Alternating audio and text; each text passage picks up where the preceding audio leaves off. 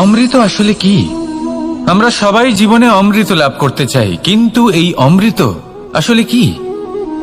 এ কি অমরত্ব লাভ করার কোনো মন্ত্র, নাকি সামনে এগোনোর কোনো পথ, নাকি অমৃত সেই রস যা অসুর আর দেবতারা সমুদ্র মন্থন করে লাভ করেছিলেন, নাকি সেই ওষুধ যা ঋষি মুনিরা ভ্রমণ করে খুঁজে বের করেছিলেন? অমৃত যদি কিছু হয় তাহলে তা হলো আশা। কখনো কোনো মাতাকে দেখুন, উনি নিজের সন্তানকে কত আগলে রাখেন, তার যত্ন নেন, তার পালন পোষণ করেন, এই আশা নিয়ে যে পরবর্তী জীবনে এই সন্তান খুব বড় কিছু করবে, ওনাদের খুব ভালোবাসবে। এবার আগামী দিনে কি হতে চলেছে তা আমরা জানি না, পরমুহূর্তে কি হতে চলেছে তা আমরা জানি না, আগামী মুহূর্তে আপনি জীবিত থাকবেন কিনা সেটাও আমরা জানি না। কিন্তু আমরা অনেক বছরের পরিকল্পনা বানিয়ে ফেলি, সেটা অবশ্য মন্দ নয়। দেখুন, জীবন যাপন করার এই আশা, এটাই ভবিষ্যতের আধার হতে পারে। তাই এই আশা হলো গুরুত্বপূর্ণ, তাই একে নিজের সাথেই রাখুন। কথায় আছে যে ব্যক্তি নিরাশ হয়ে পড়েন, যার মধ্যে কোনো আশা বাকি থাকে না, তিনি হয়তো বেঁচে আছেন কিন্তু একটা মৃত জীবন যাপন করছেন। তাই এই আশার সঙ্গ কখনো ত্যাগ করবেন না, একে চিরকাল নিজের সাথেই রাখুন। জীবন আনন্দময় হয়ে উঠবে, আর এই হৃদয় তা ভালোবেসে বলবে রাধা রাধা। মানুষের সবথেকে বড় শক্তি কি? তার বাহুবল, অর্জন করা ধন, নাকি তার পেছনে দাঁড়িয়ে থাকা তার সমর্থক বা প্রশংসকদের দল, নাকি ঈশ্বরের আশীর্বাদ? সেটা কি? মানুষের সবথেকে বড় শক্তি হলো একটাই, আর তা সকলের মধ্যে আছে, আর তা হলো তার নিজের অস্তিত্ব, যা অন্য কারোর মধ্যে নেই। সংসারে অনেক লোক রয়েছেন, কিন্তু কেউ আপনার মতো নন। এটা হলো আপনার শক্তি, এ হলো আপনার নিজস্ব শক্তি। দুর্ভাগ্যবশত বেশিরভাগ মানুষ এটা বুঝতে পারেন না, নিজের শক্তিকে চিনতে পারেন না। কিন্তু যদি আপনি চিনতে পারেন, তাহলে আপনি নিজের অন্তরে অনুভব করবেন একটা অসীম শক্তির অস্তিত্ব। যে সাফল্যের পথে আপনি চলছেন, আপনি দেখবেন যে এই সাফল্যের দ্বার নিজে থেকেই খুলে গেছে। শুধু প্রয়োজন হলো নিজের এই শক্তিকে চিনে নেবার, নিজের এই বিশেষত্বকে বোঝার। কারণ এই যে আপনার বিশেষত্ব, এ কোনোদিনও আপনার থেকে দূরে চলে যাবে না, চিরকাল আপনার সাথে জড়িত থাকবে। যদি আমি বাহুবলের কথা বলি, সময়ের সাথে সেটা চলে যাবেই। যদি কথা বলি অর্জিত ধনের, তাহলে সময়ের সাথে সেটাও চলে যাবে। মিত্র, পরিবার, বন্ধু, আশীর্বাদ, এই সবকিছু আপনার থেকে দূরে চলে যেতে চলেছে, সেটা আপনিও জানেন। কিন্তু এই যে আপনার অস্তিত্ব, আপনার বিশেষ শক্তি যা শুধু আপনার সাথে আছে, তা চিরকাল আপনার সাথেই জুড়ে থাকবে। দরকার হলো শুধুমাত্র এটা চিনে নেওয়ার, নিজের উপর বিশ্বাস রাখার, আর জীবনে এগিয়ে চলার। আপনি যদি এটা করেন, তাহলে সবাই এটা দেখে আপনার থেকে শিক্ষা নেবেন। তাহলে এটাই করুন, আর আমার সাথে ভালোবেসে বলুন রাধা রাধা। জীবনে অনেক সময় আমরা সমস্যার জালে এমন ভাবে জড়িয়ে পড়ি যে আমরা বুঝতেই পারি না যে আমাদের কি করা উচিত, কার সাহায্য চাইবো, কার সাথে দেখা করব, বুঝতেই পারি না। অনেক সময় এমন হয় যে সমস্যা আমাদের থেকে শুরু হয় না, অন্য কারোর থেকে শুরু হয়। অনেক সময় এই সময় এমন খেলা খেলে যে আপনি সেই সমস্যায় ফেঁসে যান।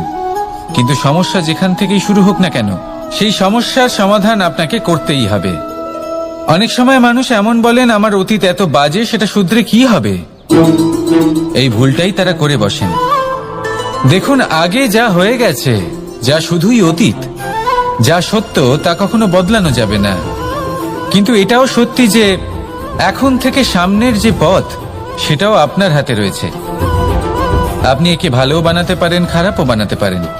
তাই আপনার এটা শুধরে নেওয়াই উচিত। কারণ মানুষ আসলে তার নিজের অতীতকে নয়, তার বর্তমানকে প্রভাবিত করতে পারে। এই বর্তমানই পরবর্তীকালে অতীত হবে, যা আপনি শুধরে নিতে পারেন। তাই আপনি সেই চেষ্টাই করুন, নিরন্তর চেষ্টা করুন। ধনাত্মক দৃষ্টিভঙ্গি নিয়ে নিজের বুদ্ধি প্রয়োগ করুন, সাহসের সদ্ব্যবহার করুন, যাতে আপনার আগামী সময় আপনি আরো ভালো করে তুলতে পারেন। আপনার সমাপ্তি আর সমাপ্তির পথে এই যাত্রা, তাকে আপনি সুখময় করে তুলতে পারেন। তাহলে এটাই করুন আর আমার সাথে ভালোবেসে বলুন, রাধা রাধা। আমাদের এই বর্তমান আর ভবিষ্যৎকে সুন্দর করার উপায় কি? কেউ বলবেন আজ নিরন্তর পরিশ্রম করতে থাকো, কর্ম এবং চেষ্টা করতে থাকো। তার থেকেও বেশি গুরুত্বপূর্ণ কিছু আছে, বিগত অতীতের সাথে শান্তি স্থাপনা করা।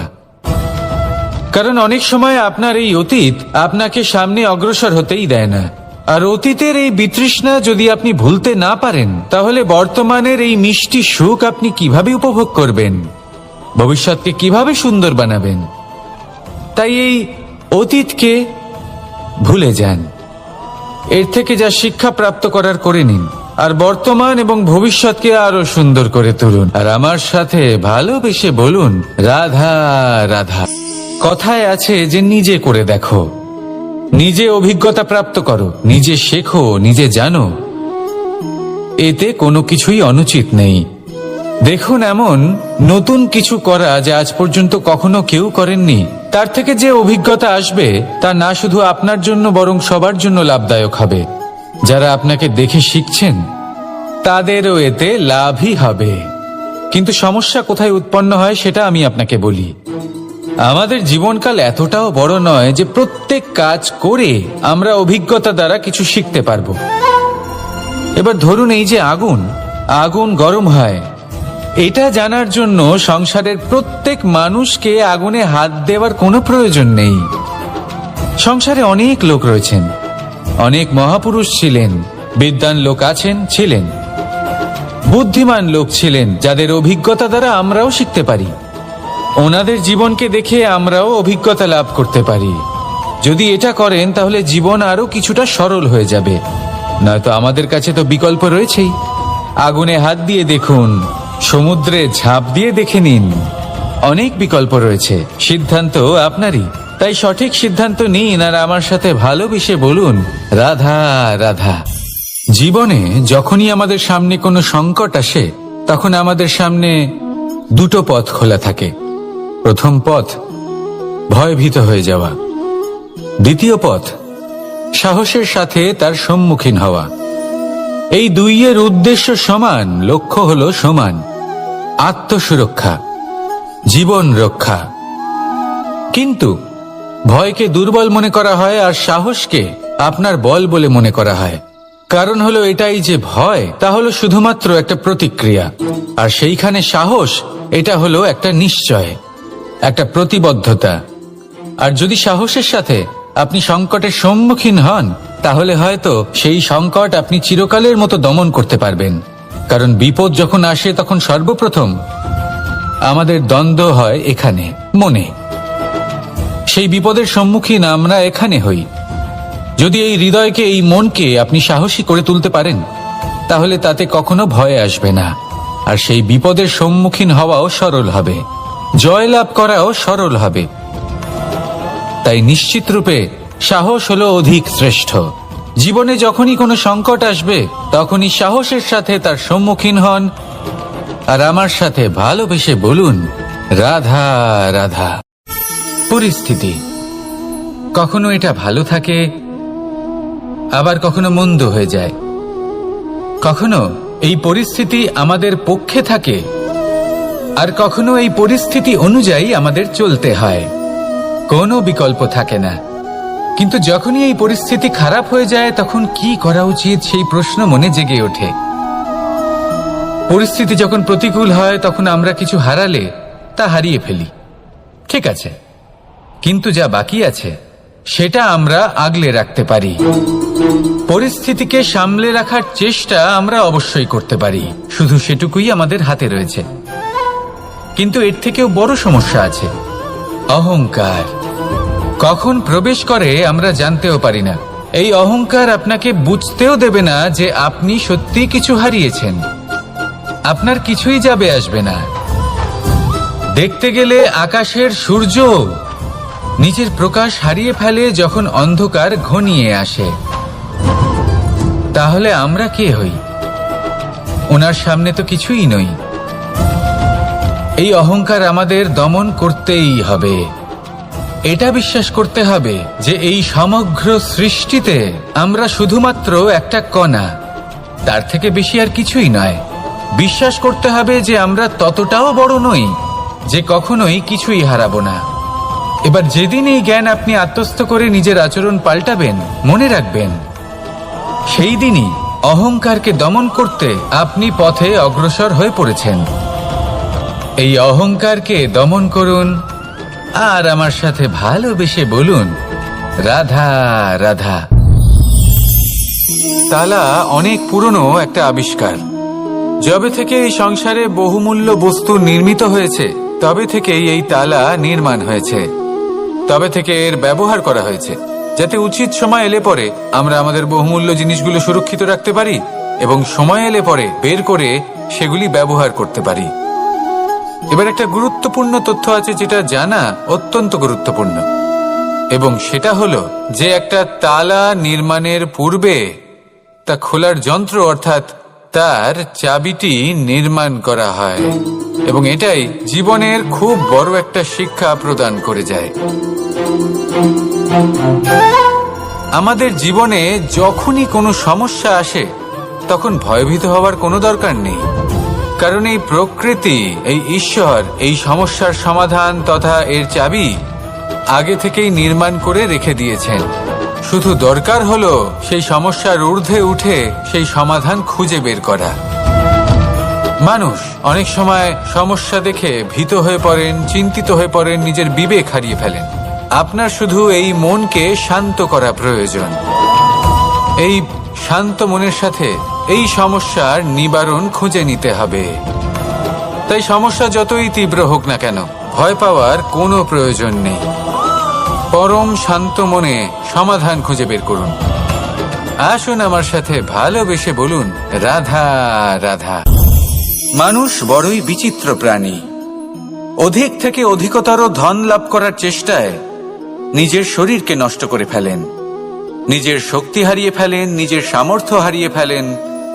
আর যে ধন লাভ করেন সেটা কোথায় যায়? সেই শক্তি, সেই সামর্থ্যকে আবার ফিরে পাওয়ার জন্য। আর কিছু মানুষ জীবন এমন ভাবে যাপন করেন যেন তা কখনোই শেষ হবে না, কিন্তু শেষ তো সবারই হবে। আর যখনই শেষটা কাছে চলে আসে তখন মানুষ এটা বুঝতে পারেন যে সে জীবনকে উপভোগ করেননি। তার কারণটা কি? লালসা। এই লালসা জন্ম দেয় লোভকে, আর এই লোভ জন্ম দেয় আপনারই বিনাশকে। সেই জন্য আজ আপনার কাছে যা কিছু আছে, যেমনটা আছে তার সাথে জীবন যাপন করুন, পূর্ণরূপে যাপন করুন। আপনার কাছে যতই ধন, শক্তি, মান থাকুক, তা সবার মধ্যে ভাগ করতে শিখুন। ভাগ করলে ভালোবাসা বাড়ে, আর এই ভালোবাসা দ্বারা জীবন আরো সুখময় হয়ে ওঠে। তাহলে আসুন আর আমার সাথে ভালোবেসে বলুন, রাধা রাধা। মানুষ সত্যের সাথে অবগত হবার জন্য ব্যাকুল হয়ে থাকে, চিরকাল চেষ্টা করতে থাকে। জন্ম থেকেই তার মনে এই ইচ্ছে জাগ্রত হয় সত্যিটা কি সেটা জানতে। এবার এই ইচ্ছে, এটা পূর্ণ কিভাবে করা যেতে পারে? কারণ মনে হয় যে জ্ঞান অর্জন করলেই এই ইচ্ছে পূর্ণ হতে পারে। তাই কেউ কেউ জ্ঞানের পেছনে ছুটতে থাকেন। কেউ এটা ভাবেন যে এই ইচ্ছে পূর্ণ করা যেতে পারে ধন আর শক্তির দ্বারা, তাই তারা ধন আর শক্তি প্রাপ্ত করতে চান। কেউ আবার ভাবেন যে অন্তরের মন্থন দ্বারা এটা সম্ভব হতে পারে। এবার এটাও সত্যি যে মন্থন করলে অমৃত লাভও সম্ভব হতে পারে, কিন্তু তার জন্য এই মন্থন করার জন্য একটা উচিত দিকে অগ্রসর হওয়া প্রয়োজনীয়। উচিত সংযমের দ্বারা সামনে এগোতে হবে, আর কোনো আশা না করে সামনে এগিয়ে যেতে হবে, তবেই এটা সম্ভব হতে পারে। একটা বাদ্যযন্ত্রের কথা ভেবে দেখা যাক। তার থেকে সুর তখনই নির্গত হয় যখন তার তারগুলি ঠিক করে বাঁধা হয়। যদি বেশি বেঁধে ফেলা হয় তাহলে তার ছিঁড়ে যেতে পারে, আর যদি ঢিলে থেকে যায় তাহলে তার থেকে উচিত সুর নির্গত হবে না। একটা অত্যন্ত গুরুত্বপূর্ণ কথা মনে রাখবেন, সত্যকে লাভ করার প্রাথমিক আধার হলো অনুশাসন। জীবনে এই অনুশাসন আনুন, সত্য আপনা আপনি আপনার কাছে চলে আসবে, আর এই মন প্রসন্ন হয়ে বলবে রাধা রাধা। জীবনে যখনই কোনো কঠিন কাজ আমাদের সামনে আসে, তখন আমরা কারোর না কারোর থেকে সাহায্য চাই, যেটা উচিত। কিন্তু যদি যে কোনো ছোটখাটো বিষয়ে আমরা সাহায্য চাইতে শুরু করি, তাহলে কি হবে? তাহলে আমরা নিজেদের সামর্থ্য, নিজেদের যোগ্যতাকে কখনো বাড়তেই দেব না, না আমাদের শক্তি কখনো বাড়বে। কারণ এটা আমাদের অভ্যেস হয়ে যাবে। যাই ঘটুক, আমরা কারোর থেকে সাহায্য চাইতে চলে যাব, এটাই আমাদের স্বভাব হয়ে যাবে। সেই জন্য আমাদের যেটা করা উচিত সেটা হলো, যতক্ষণ না আর কোনো উপায় থাকছে ততক্ষণ আপনি কারোর থেকে সাহায্য চাইতে যাবেন না। চেষ্টা করুন, যা সংকট থাকুক, সমস্যা থাকুক, পরিস্থিতি যতই কঠিন হোক, নিজে সমাধান করতে চেষ্টা করুন। যতটা পারবেন আত্মনির্ভর হওয়ার চেষ্টা করুন। যদি এটা করতে পারেন, তাহলে আপনি অনেক কিছু শিখবেন। দিন প্রতিদিন আপনার জীবন আরো বেশি উজ্জ্বল হয়ে উঠবে, ব্যক্তিত্বের বিকাশ ঘটবে, আপনার শক্তি বৃদ্ধি পাবে, যোগ্যতা বৃদ্ধি পাবে, আত্মবিশ্বাস জেগে উঠবে, আর আত্মনির্ভর হয়ে মন বলবে রাধা রাধা। আমাদের জীবন হলো একটা উপবনের মতো, যেখানে কাঁটাও আছে আবার ফুলও আছে। আর যদি আপনি ফুল লাভ করতে চান, তাহলে কাঁটার সংস্পর্শে তো আপনাকে আসতেই হবে। এটাই জীবনের সত্য। আমাদের জীবনে, আমাদের পরিবারে, আমাদের সমাজে দেখবেন ভিন্ন ভিন্ন ধরনের মানুষ আছে। কেউ আছেন দুর্জন, কেউ সজ্জন, কেউ শত্রু হন তো কেউ মিত্র। যদি আপনি দুর্জনদের কাছে যান, তাহলে শুধুই কষ্ট পাবেন। যদি আপনি শত্রুর কাছে যান, তাহলে ঝামেলায় জড়িয়ে পড়বেন। তার চেয়ে ভালো আপনি সজ্জনদের কাছে যান, আনন্দ এবং জ্ঞান লাভ করবেন। নিজের মিত্রদের কাছে যান, আপনি সাহস লাভ করবেন। আরো একটা কথা বলি, এই জীবন এত বড়ও নয় যে আপনি প্রত্যেক সমস্যায় প্রত্যেক মানুষের সাথে ঝামেলায় জড়াবেন। শুধু যার সাথে আপনার মনের মিল হবে তাকে প্রণাম করুন, আর যার সাথে মনের মিল হবে না তাকে দূর থেকে প্রণাম করুন। কিন্তু মনের মধ্যে থেকে প্রেমের বোধ কোথাও যেতে দেবেন না, কারণ এই ভালোবাসাই শেষ মুহূর্তে আপনার উচিত পথ প্রদর্শন করবে। তাই এই ভালোবাসাকে মনে জাগ্রত রাখুন, আর এই ভালোবাসার সাথেই বলুন রাধা রাধা। কোনো এক সময়ের কথা, একজন জেলের একটা ছোট্ট পুত্র ছিল। সে ভাবল যে আমি আমার বাবার মতোই মাছ ধরব। তখন সে একটা লাঠি নিল, তাতে দড়ি বাঁধল, আর সেই দড়ির মুখে যে কাঁটা বিঁধে থাকে তাতে চারা ঝুলিয়ে জলে ফেললো আর বসে থাকলো। কিছু সময় পরে জলে একটি তরঙ্গ দেখা গেল। ও বুঝতে পারল খুব বড় একটা মাছ ফাঁদে পড়েছে। ও বল প্রয়োগ করলো, সেটা টানার চেষ্টা করলো। মাছও বল প্রয়োগ করলো, আর শেষে যেটা হলো, সেই দড়ি ছিঁড়ে গেল আর মাছ বেঁচে পালিয়ে গেল। দেখুন, ও অনেক চেষ্টা করলো, কিন্তু অসফল হলো। কখনো অধিক বল প্রয়োগ করলো, আবার কখনো কম বল, কিন্তু কিছুতেই সফল হলো না। ও পঞ্চমবার প্রচেষ্টা করলো, না বেশি বল প্রয়োগ করলো না কম, ততটাই বল প্রয়োগ করলো যতটা পর্যাপ্ত, ঠিক ততটাই বল, যতটা বল সেই মাছ প্রয়োগ করলো। আর শেষ পর্যন্ত জীবনে প্রথমবার ও মাছ ধরতে সফল হলো। এবার এই কথার সারমর্ম কি?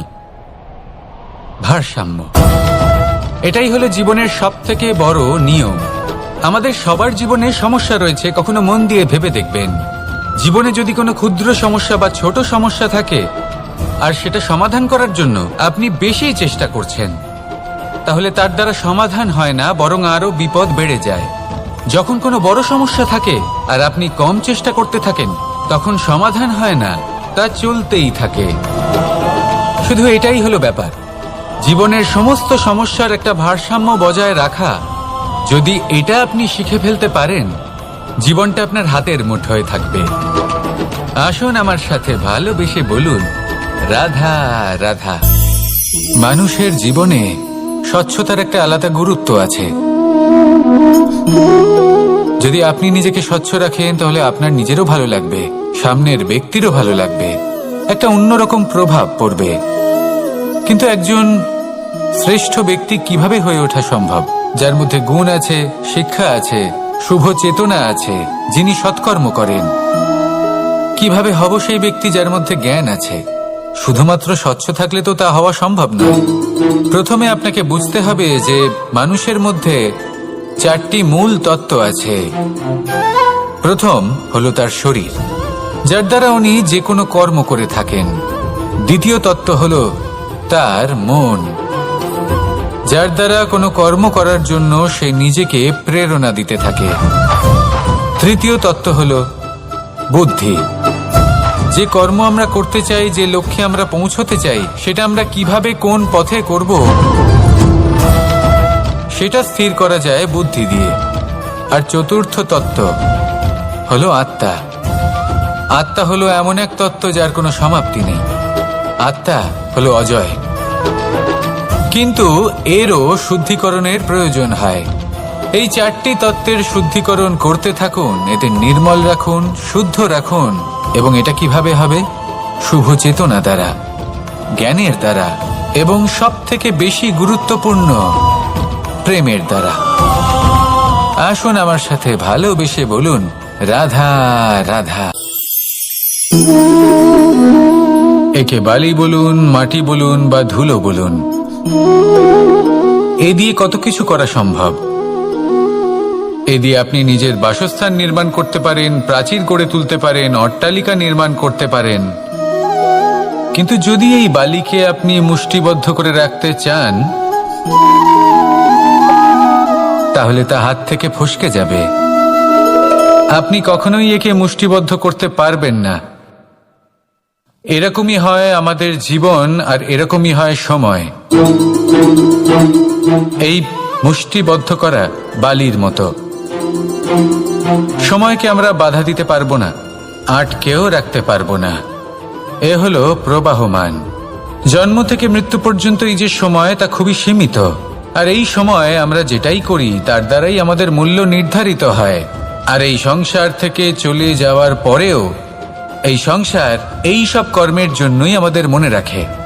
তাই যদি আপনি এটা ভাবেন যে আজ যে কর্ম করার ছিল আমি না হয় কাল করে নেব, কাল আমার লক্ষ্যে পৌঁছানোর কথা ছিল আমি পরশু পৌঁছবো, না, এই সময় খুব মূল্যবান, একে নষ্ট করবেন না। এই সময়কে সদ্ব্যবহার করুন, মহান হবার পথে অগ্রসর হন। একে যদি মুষ্টিবদ্ধ করে রাখার চেষ্টা করেন, এই সময় থেমে থাকবে না। আসুন আমার সাথে ভালোবেসে বলুন, রাধা রাধা। আমরা চাই বা না চাই, আমরা সবসময় নয় কোনো না কোনো লক্ষ্যের দিকে এগিয়ে চলেছি বা কোনো না কোনো যুদ্ধ করেই চলেছি। যেমন যে যুদ্ধ মনের মধ্যে চলছে সেগুলো হলো অন্তর্মনের যুদ্ধ, যেমন পরিবার প্রতিপালনের যুদ্ধ, কর্তব্য পালনের যুদ্ধ, কোনো প্রিয়জনকে না হারানোর যুদ্ধ। এসব যুদ্ধ মনের মধ্যে চলে এবং সেদিক থেকে দেখতে গেলে আমরা হলাম এই সংসারের সব থেকে বড় যোদ্ধা, তাই না? কিন্তু এই সব যুদ্ধে যদি আপনি জয়ী হতে চান তাহলে 3টি বিষয় আপনাকে মাথায় রাখতে হবে। প্রথম হলো সেই ব্যক্তি যিনি এই যুদ্ধে পরাজিত হয়েছেন তাকে নিজের থেকে দূরে করে দেবেন না, বরং আপনি তার কাছে যান, তার সাথে কথা বলুন, কথাবার্তা চালান, আলোচনা করুন, তার থেকে পরামর্শ নিন এবং বুঝতে চেষ্টা করুন উনি কি ভুল করেছিলেন এবং সেই ভুল নিজের জীবনে করবেন না। দ্বিতীয়, সেই ব্যক্তি যিনি এই যুদ্ধে জয়লাভ করেছেন তার অভিজ্ঞতা থেকে শিখুন। তিনি কি কি পদক্ষেপ নিয়েছেন, কিভাবে তিনি প্রারব্ধের গতিপথ বদলে দিয়েছেন, কোথায় বুদ্ধি প্রয়োগ করেছেন আর কোথায় বল প্রয়োগ করেছেন, এই সব কিছু তার থেকে শিখুন। এবং তৃতীয়, আপনার নিজের বিবেক, তার কোনটা উচিত বোধ হচ্ছে কোনটা অনুচিত বোধ হচ্ছে সেটা বুঝে নিন। যদি এই 3টি বিষয় আপনি বুঝতে পারেন তাহলে ধরে নিন যে আপনি সাফল্যের পথে অগ্রসর হয়ে চলেছেন। আসুন আমার সাথে ভালোবেসে বলুন, রাধা রাধা।